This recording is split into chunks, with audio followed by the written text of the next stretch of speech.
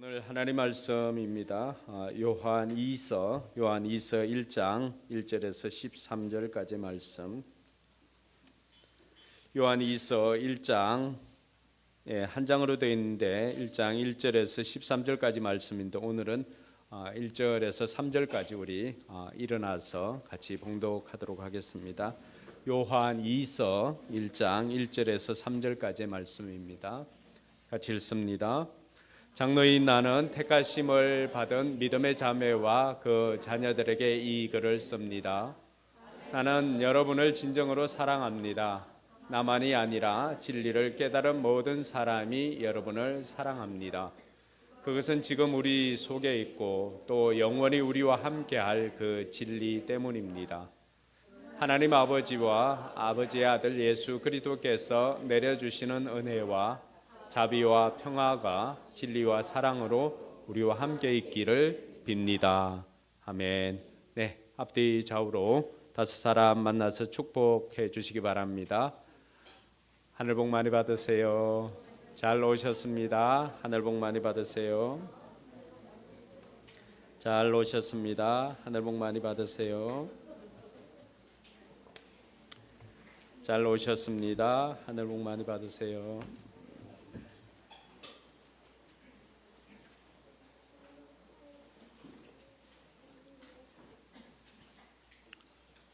여러분들은 헬스를 하는 목적이 무엇이라고 생각합니까? 대부분의 사람들이 이 헬스를 균형 잡힌 몸이나 또 근육을 하려고 헬스를 합니다. 그런데 그 균형이 깨어진 사진을 한 장 여러분들에게 보여주도록 하겠습니다. 네, 여기에는 팔뚝만 이렇게 굵은 한 사람을 소개하고 있습니다. 아무도 이렇게 되려고 헬스를 하지 않을 것입니다. 이 헬스라고 하는 것이 몸의 전체적인 균형을 위해서 하는 것인데 이 팔뚝 하나 굵자고 이렇게 하지는 않을 것입니다. 이렇게 되면은 이 몸의 균형이 깨어지면은 곳곳에 통증이 생기게 되고 오히려 건강을 위해서 한 것이지만 병이 더 찾아올 수 있습니다. 우리 삶에도 마찬가지입니다. 우리의 삶에도 균형을 잃어버리면 많은 위기들이 찾아옵니다. 그래서 현대인들이 추구하는 두 가지 삶의 스타일이 있습니다. 하나는 워라벨이고 하나는 라곰입니다. 이 워라벨이라고 하는 것은 일과 삶의 균형을 의미하는 단어인데 직장 생활과 개인 생활 사이에서 건강한 균형을 유지하는 것을 목표로 하고 있습니다. 그래서 워라벨도 추구하기 위해서 9 to 6나 9시에 출근해서 또 6시에 퇴근하거나 이런 시간들을 좀 지켜서 직장 생활과 또 가정 생활을 분리해서 균형을 이루고자 하는 시도를 많이 하고 있습니다. 그런데 막상 해보면은 쉽지는 않습니다. 또 한 단어가 라곰입니다. 라곰. 이 라곰은 생소할 수도 있겠지만은 스웨덴어로 적당함, 알맞음이라고 하는 뜻이 있습니다. 과하지 않게 적당한 수준에서 균형을 유지하는 생활 방식을 이 라곰이라고 그렇게 말합니다. 라곰은 특별히 균형과 절제를 통해서 내면의 평화와 또 안정감을 얻는 것을 목표로 하고 있습니다. 워라벨이나 라곰이 조금 비슷한 면도 있고 조금은 차별화된 다른 면도 있지만 중요한 메시지는 균형을 갖추는 삶이다라고 하는 것입니다. 이 균형이라고 하는 것이 광고에도 엄청난 파급 효과를 나타내고 있습니다. 여러분들이 잘 알고 있는 요즘 광고를 보면은 여자 모델은 누가 제일 많이 나오는 것 같아요? 너무 거룩하시다. 우리 가끔 텔레비전도 보시고 이렇게 하면서 사세요. 네. 제가 보니까 뭐 만기가 돼도 찾아오는 그 사람보다도 더 많이 나오는 사람 김연아인 것 같아요. 김연아. 예. 여러분 김연아가 은퇴한 지가 몇 년이 됐는데도 아직도 이 거의 광고계의 퀸이라고 할 수가 있습니다. 왜 이 광고주들은 이렇게 김연아를 오랫동안 그 광고 모델로 사용할까요? 특별히 김연아가 이 2016년부터 모델로 해오고 있는 뉴발란스, 이 뉴발란스 같은 경우는 김연아를 두고 뉴발란스의 상징이다라고 이야기합니다. 왜 그럴까? 그동안에는 여성 스포츠나 이런 것들이 기능이나 또 아니면은 그런 그 강력한 우먼 파워를 이렇게 주장을 했다라고 한다면은 2016년부터 뉴발란스가 주장했던 것은 요가나 필라테스와 같은 이 균형 감각 이런 것들을 추구하였던 것입니다. 그러니 피겨 스케이팅에서 가장 중요한 그 기능이 뭘까요? 바로 균형입니다. 균형. 그래서 그 피겨 여왕이라고 할 수 있는 이 김연아 선수를 균형 감각과 곡선이 강조된 부드러운 이미지로 차별화했습니다. 그래서 2016년부터 지금까지도 뉴발란스는 이 김연아를 뉴발란스의 상징이라고 생각하면서 그를 광고 모델로 계속 씁니다. 그러니까 실패가 없으니까 어떨까요? 보험회사 또 아니면은 요즘은 또 이 밥을 집에서 잘 하는지 모르겠지만 밥솥 뭐 곳곳에 나오고 있습니다. 그것이 바로 균형입니다. 균형. 그러니까 운동이나 또 삶에나 또 그리고 광고도 이 균형을 찾는다고 한다면은 신앙에 있어서도 균형은 너무나도 중요한 요소라고 할 수가 있습니다. 특별히 이 신앙에서의 균형은 진리와 사랑이라고 하는 이 두 가지가 어떻게 균형을 이루는가에 따라서 우리 신앙이 많이 차이가 날 수가 있습니다. 그래서 오늘 요한은 이 요한 2서를 통해서 진리와 사랑으로 균형 잡힌 신앙생활을 어떻게 할 것인가를 우리에게 소개해주고 있습니다. 진리와 사랑으로 균형 잡힌 신앙생활. 오늘 1절에 보면은 요한은 나는 택하심을 받은 믿음의 자매와 그 자녀들에게 이 글을 씁니다라고 되어 있습니다. 특별히 자신을 이제 장로로 소개하고 있는데 이 이런 부분들은 베드로에게서도 나타날 수 있는 부분이죠. 그리고 당시 사도로서 제일 오랫동안 살아 있었던 요한이 이 단어를 쓰는 것은 큰 무리가 없습니다. 근데 여기에 보면은 1절 한번 다시 띄워 주실래요? 장로인 나는 택하심을 받은 믿음의 자매와 그 자녀들 이렇게 되어 있습니다. 일단 믿음의 자매와 자녀들은 어떤 특정한 인이라고 할 수가 있지만은 그러나 그리스도의 신부가 된 교회를 여성형으로 이렇게 칭하여서 오늘 믿음의 교회에게 이 글을 쓰고 그리고 그 교회에 있는 믿음의 자녀들 또 신자들에게 이 글을 쓰고 있다라고 하는 것을 알 수가 있습니다. 요한이 오늘 교회에 편지를 하면서 내가 너희들로 인해서 기뻐한다라고 하면서 그들의 상황을 먼저 기뻐합니다. 오늘 4절에 보니까 그들의 자녀 가운데 우리가 아버지께로부터 받은 계명대로 진리 안에서 살아가는 이들이 있는 것을 보고 나는 매우 기뻤습니다라고 말합니다. 여러분 지도자의 기쁨은 신자들이 성도들이 진리 가운데서 바르게 신앙생활할 때 그보다 기쁜 것이 없습니다. 그래서 요한이 오늘 교회에 편지하면서 내가 너희들을 보니까 정말로 기쁘다. 왜냐하면 아버지께로부터 받은 계명대로 너희들이 살아간다는 진리 안에서 살아가는 너희들 모습을 보니까 내가 정말 기쁘다라고 그렇게 말하였습니다. 그리고는 이 요한은 자신은 이렇게 기쁜데 한 가지 너희들에게 청할 것이 있다라고 하면서 오늘 말씀을 시작을 합니다. 5절 말씀에 보면 자매여 지금 내가 그대에게 간청하는 것은 우리 모두가 서로 사랑하자는 것입니다. 그렇지만 내가 새 계명을 써 보내는 것이 아니라 우리가 처음부터 가지고 있는 계명을 써 보내는 것입니다. 그러니까 5절 상반절에 보면은 뭐라고 되어 있습니까? 자매여 교회라고 바꾸면은 교회여.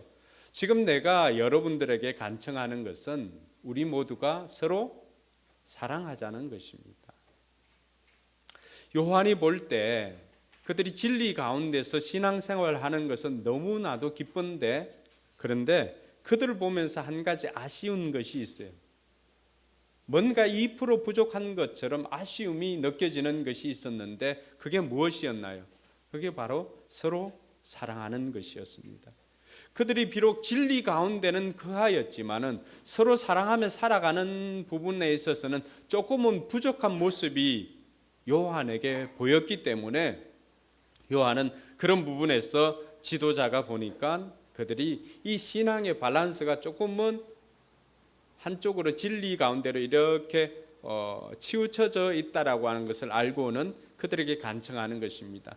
이제는 여러분들 서로 사랑합시다. 그래서 이렇게 신앙의 밸런스를 맞추면은 이것이 건강한 신앙생활인 것을 요한이 그들에게 말해 주었던 것입니다. 요한이 오늘 그들에게 여러분들이 진리 가운데 거하는 것은 기뻐하지만은 여러분들에게 부탁하고 싶은 것은 서로 사랑하는 것입니다 라고 말했던 것처럼, 여러분들은 진리 가운데 거하면서 서로 사랑하며 살아가고 있는지 오늘 이 말씀을 통해서 우리 자신도 한번 비춰봤으면 좋겠습니다. 여러분들은 진리를 추구하고 살고 있는지, 아니면은 여러분들은 사랑을 추구하고 살고 있는지, 아니면 진리 안에서 사랑을 실천하며 살아가고 있는지를 오늘 한번 살펴보았으면 좋겠습니다. 요한은 왜 이렇게 진리 가운데서 사랑을 행하라고 하였을까? 그 이유는 첫 번째는 진리와 사랑은 서로 분리될 수 없기 때문입니다. 오늘 6절 말씀에 보면은 그 내용이 들어있는데, 사랑은 다름 아니라 하나님의 계명을 따라 사는 것입니다. 계명은 다름이 아니라 여러분이 처음부터 들은 대로 사랑 안에서 살아가야 한다는 것입니다. 요한이 볼 때는 사랑은 계명 따라 사는 것이고 또 진리는 사랑 안에서 사는 것이다 라고 말하면서 이 사랑과 진리를 분리할 수 없는, 마치 이 동전의 양면이나 아니면은 손바닥의 앞 뒷면과 같은 것이라고 말하였습니다. 무릇 신자들이라고 한다면, 무릇 교회라고 한다면은 이 진리와 사랑이 균형을 갖추고 나타나야 된다라고 하는 것을 말하고 있는 것입니다. 그래서 이 사랑과 진리는 어느 것 하나 떼어서 이것만 교회다라고 할 수가 없는 것입니다. 두 번째는 오늘 또 사랑이 식어 있는 교회 때문이다라고 할 수가 있습니다. 사랑 없는 진리는 차가운 신앙을 가지게 만듭니다. 이 사랑이 없는 진리는 결국에는 남아있는 것은 율법만 남아있기 때문에, 신약 성경에는 예수님께서 바리새인들을 그렇게 책망했던 이유가 무엇이었을까요? 그들은 진리를 추구한다고 하지만 정작 사람에 대한 사랑이 없었습니다. 하나님에 대한 사랑이 없었습니다. 그들의 행동은 진리를 추구하고 율법을 지킨다고 하였지만 정작 그 안에 스며 나와야 할 그 사랑이 없었기 때문에 예수님께서는 그들을 회칠한 무덤이다라고 하면서 그들을 비난하였던 것입니다. 그 이유는 다른 것이 아니라 그들이 사랑 없는 진리만 추구했기 때문입니다. 요한이 7 교회에 편지를 보냈던 요한계시록의 에베소 교회에 하나님께서 그들을 책망한 이유가 바로 이것 때문이었습니다. 요한계시록 2장 2절로부터 4절까지 읽어보면은, 나는 네가 한 일과 네가 수고와 인내를 알고 있다. 같이 한번 읽어볼까요? 또 나는 네가 악한 자들을 참고 내버려 둘 수 없었던 것과 사도가 아니면서 지칭하는 자들을 시험하여 그들이 거짓말쟁이임을 밝혀낸 것도 알고 있다. 너는 참고 내 이름을 위하여 고난을 견디어냈으며 낙심한 적이 없다. 그러나 너에게 나무라 할 것이 있다. 그것은 내가 처음 사랑을 버린 것이다. 여러분, 이 요한이 볼 때는 이 요한계시록에 있는 이 에베소 교회는 우리가 볼 때에도 책망받을 것이 없는 너무나 뛰어난 교회라고 할 수가 있습니다. 그래서 예수님도 내가 네 수고와 인내를 알고 있다.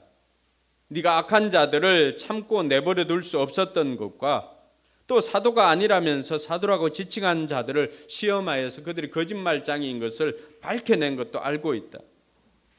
그리고 너는 참고 내 이름을 위하여서 고난을 견디어냈고 낙심한 적이 없다는 것도 내가 알고 있다.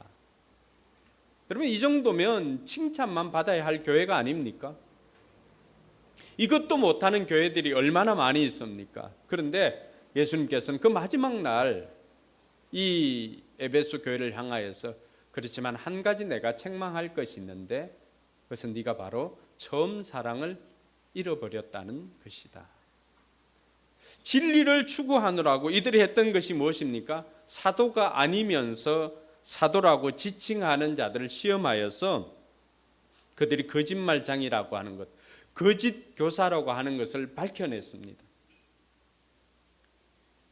그 가운데서 이들이 잃어버린 것이 있는데 그것이 바로 사랑이라고 가르쳐 줍니다.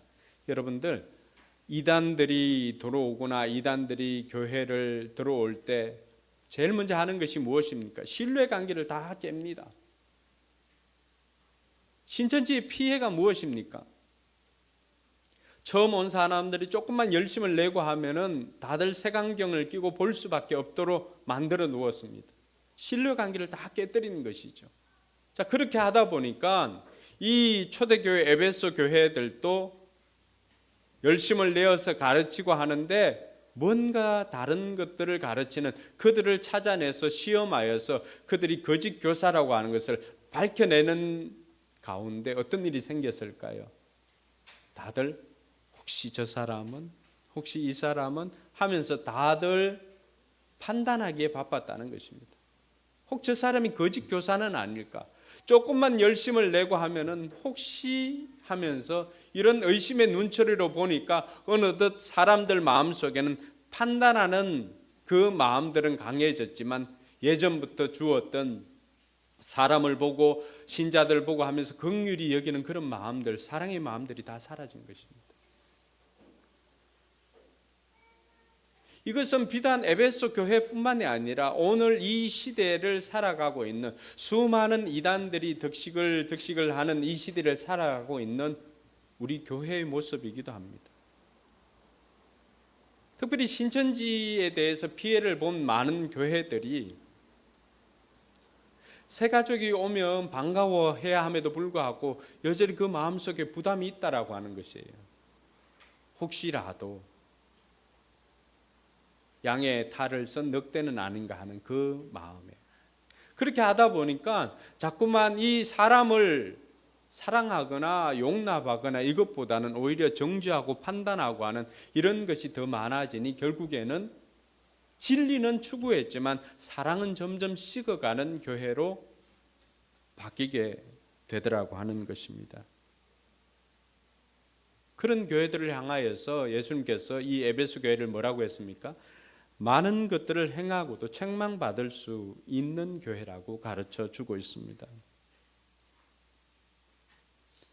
오늘 저와 여러분들 또 우리 포커스 교회의 사역은 이런 사랑 가운데서 행하고 있는지 한 번은 점검해 보아야 할 것입니다. 그리고 요한이 왜 진리 가운데서 사랑을 행하라고 하였는지 그 세 번째 이유는 바로 진리에서 떠나서 속이는 자들 때문입니다. 오늘 7절 말씀에 보니까 속이는 자들이 세상에 많이 나타났다 그렇게 말합니다. 그들은 예수 그리스도가 육신을 입고 오셨음을 고백하지 않습니다.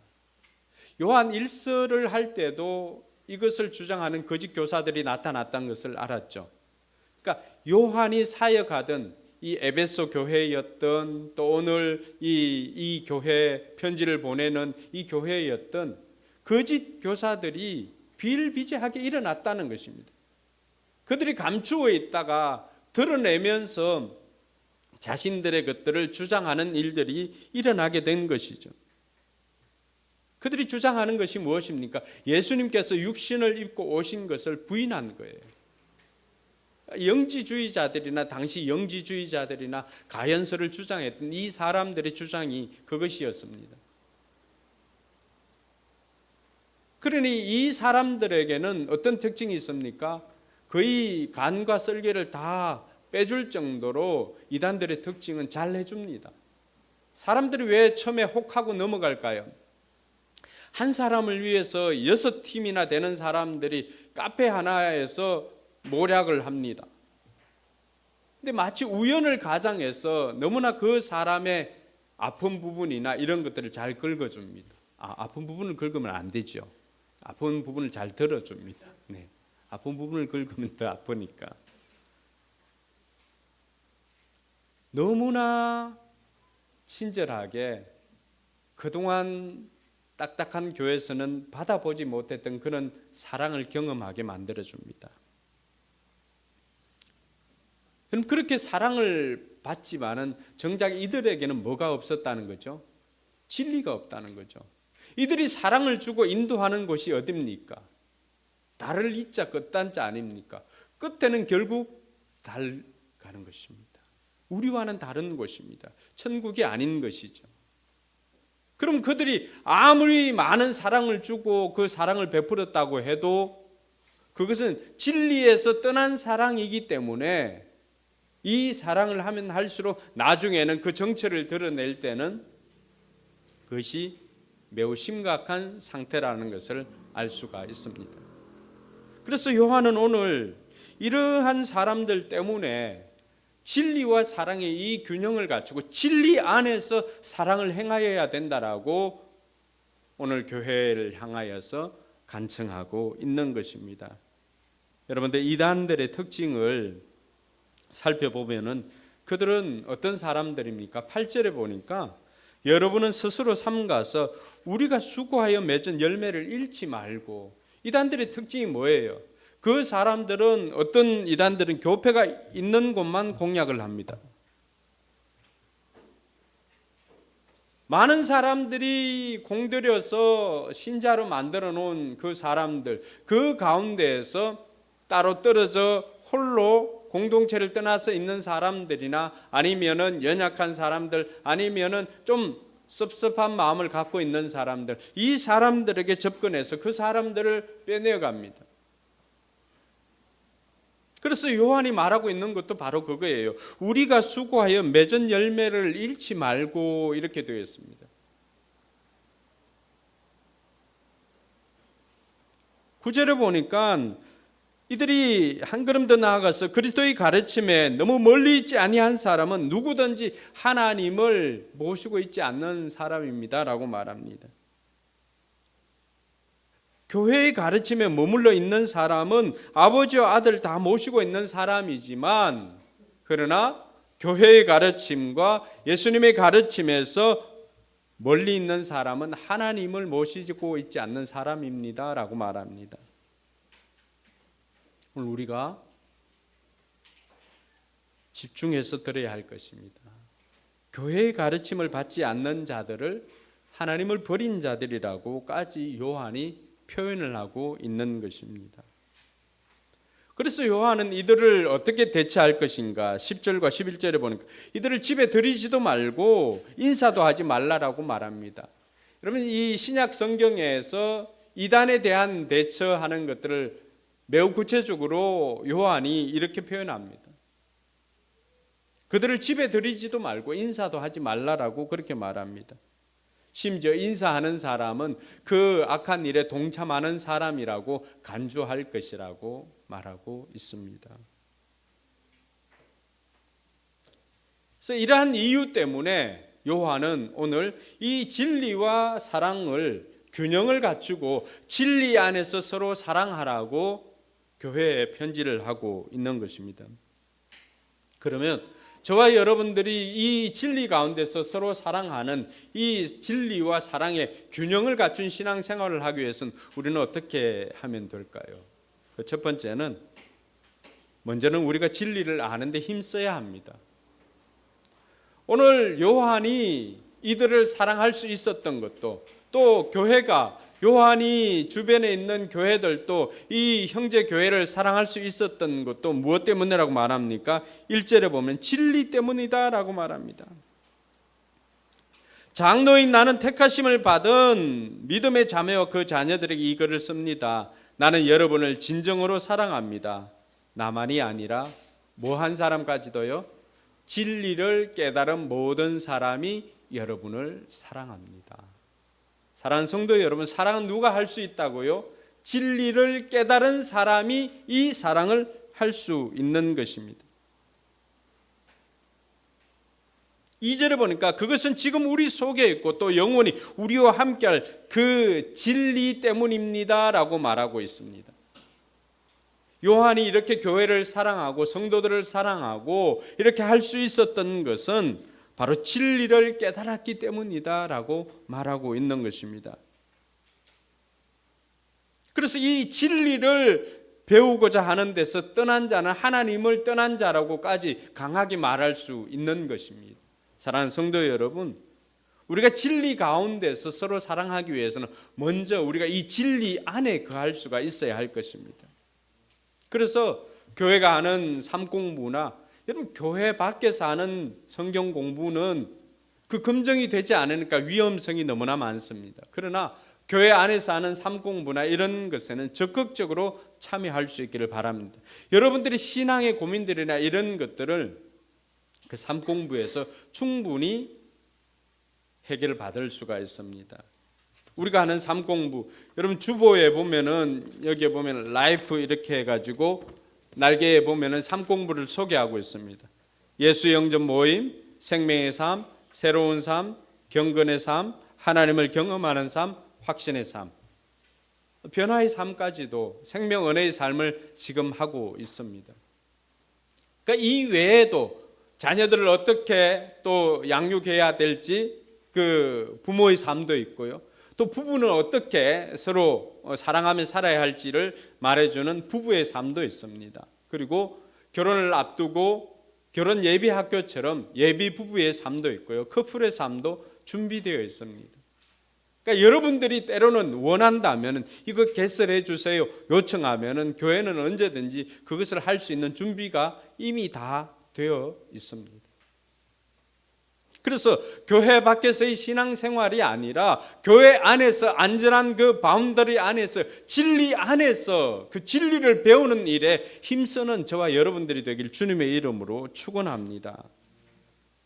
두 번째로는 우리의 삶으로 사랑으로 진리를 말할 수 있어야 됩니다. 에베소서 4장 15절, 여러분 그 설교 노트는 2장으로 되어 있는데 4장 15절입니다.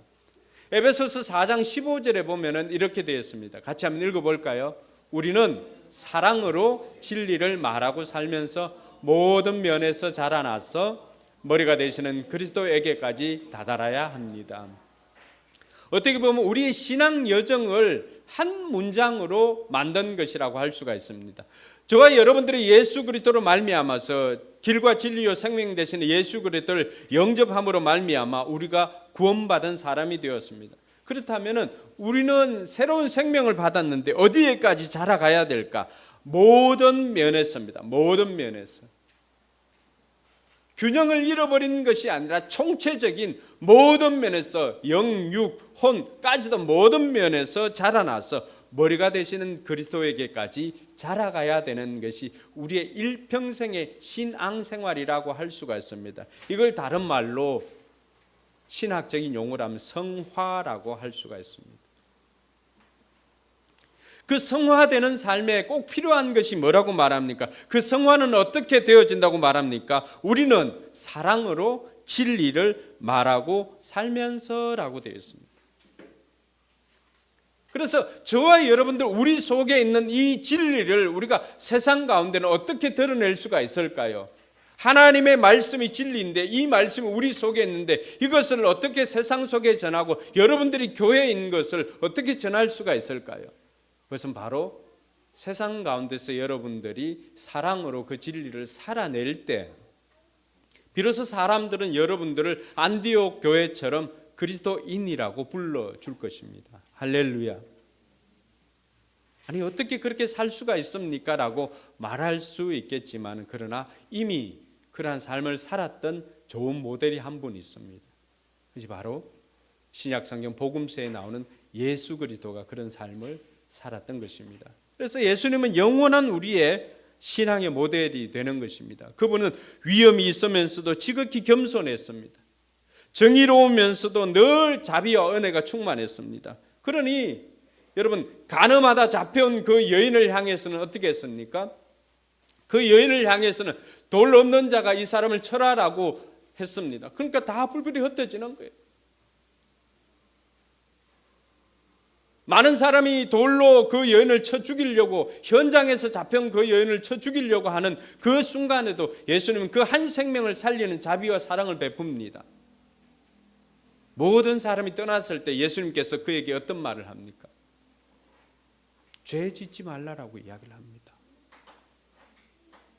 예수님은 사랑과 이런 것을 실천했지만, 그러나 그 사랑 가운데서 언제나 진리를 잃지 않았던 모습을 우리에게 보여줍니다. 삭개오, 예수님께서 오늘 삭개오를 만났습니다. 그 이름을 불러주었습니다. 그리고 그 집에 들어가서 세리장이었던 모든 사람들이 죄인이라고 욕하였던 그 가정에 들어가서 사랑을 베풉니다. 그리고 말씀을 들려줍니다. 그 말씀을 들었던 삭개오가 어떤 삶을 바꿉니까? 자기가 도둑질한 것이 있으면 4배나 갚겠습니다 라고 하면서 그의 삶의 변화를 이야기를 하고 있습니다. 예수님은 그 죄인을 만날 때도 그에게 사랑을 베풀었지만, 그 사람에 대해서는 사랑을 베풀었지만, 그러나 그의 삶에 대해서는 죄 짓지 말 것을 언제든지 진리를 선포하였던 분임을 알 수가 있습니다. 이것이 진리 안에서 거하는 서로 사랑하는 방법입니다. 예수님께서는 당시 세리와 창녀, 당시 사람들은 멀리하였던 이 부류까지도 다 사랑하였습니다. 누구의 친구라도 되셨지만은 언제나 그분은 끈질기게 진리를 선포하였다는 사실입니다. 할렐루야.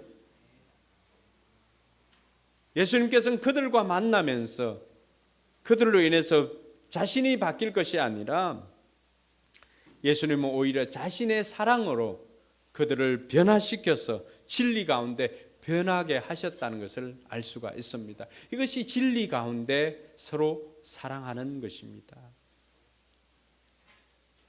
마지막으로 우리가 어떻게 그러면 진리 안에서 서로 사랑할까? 그것은 바로 공동체에서 실천하며 살아가는 것입니다. 오늘 12절 말씀에 보면은 이 공동체의 소중함을 요한이 보여주고 있습니다. 12절 같이 한번 읽어볼까요? 내가 여러분에게 쓸 말이 많지만 그것을 종이와 먹으로써 보내고 싶지 않습니다. 내가 바라는 것은 여러분에게 가서 얼굴을 마주보고 말하여 우리의 기쁨을 넘치게 하는 것입니다. 아멘. 요한은 이 글을 쓰고 있습니다. 종이와 먹으로 이렇게 써보내고 있지만은 요한은 그래도 이 부분에서 할 말이 많은 거예요. 근데 그걸 어떻게 하고자 합니까? 내가 바라는 것은 여러분들에게 가서 서로 얼굴을 마주보고 우리가 공동체 안에서 이것을 나눔하면서 기쁨을 넘치게 하겠다는 것입니다. 할렐루야. 히브리서 10장 24절에 보면은 공동체 안에서 어떻게 우리가 이 진리 가운데서 서로 사랑할 것인가를 말해주고 있습니다. 같이 한번 읽어봅니다. 그리고 서로 마음을 써서 사랑과 선한 일을 하도록 격려하십시오. 아멘.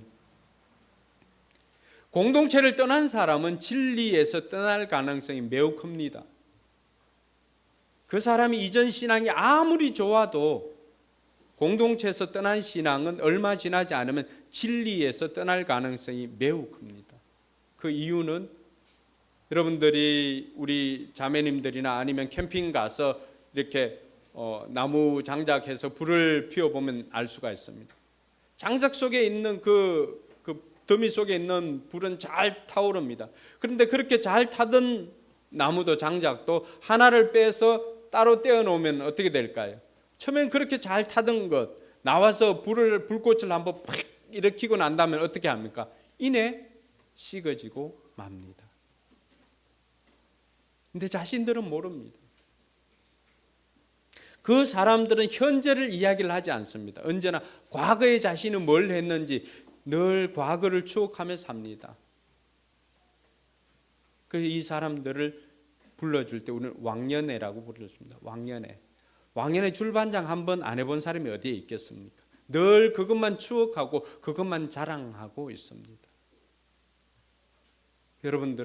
여러분들의 신앙은 현재를 이야기하고 있는 신앙이고 또 미래를 바라볼 수 있는 신앙입니까? 아니면 과거의 그 신앙을 추억하면서 여전히 그 추억만 먹고 사는 사람들입니까? 오늘 요한은 공동체 안에서 우리의 신앙이 성숙해 갈 수 있음을 말해주고 있습니다. 우리가 진리 안에서 사랑한다라고 하는 것, 그 진리 되시는 그 공동체 바운다리 안에서 서로 사랑하는 법을 배워가면서 사랑과 선행으로 서로 격려할 때 우리의 신앙이 진리와 사랑이 밸런스를 갖출 수가 있습니다. 다시금 우리의 신앙은 이두박근 삼두박근만 키우기 위해서 우리 신앙생활을 하는 것 아닙니다. 우리의 신앙은 진리와 사랑의 균형을 갖추고 진리 안에서 사랑을 실천하기 위해서 신앙생활을 한다는 그 사실을 깨닫고 이번 한 주간도 여러분 삶에서 이 진리와 사랑의 균형을 갖추고 공동체 안에서 공동체 속에서 공동체를 통해서 그 사랑을 실천해 가는 여러분들이 되길 주님의 이름으로 축원합니다. 이번 주에는 목장 모임 꼭 가시고요. 목장 모임에서도 서로를 격려하면서 어떤 한 사람이 진리가 부족한 사람이 있으면 진리를 더 보충하라고 성경을 더 읽고 더 기도를 하고 또 삶 공부를 해보라고 요청을 하시고요. 또 어떤 사람은 그러한 것들을 함에도 불구하고 여전히 삶 속에서는 이것을 적용을 못하고 살아가는 사람들, 부뚜막에 있는 소금처럼 적용을 하지 못하니까 삶이 변화되지 않는 사람들이 있다면은 진리 안에서 사랑을 좀 실천해 보라고 여러분들이 격려해 주시기 바랍니다. 그렇게 할 때 결국에는 공동체 속에서 진리 가운데서 사랑을 실천할 때 그 공동체는 기쁨이 넘치는 공동체가 될 줄로 믿습니다. 기도하겠습니다.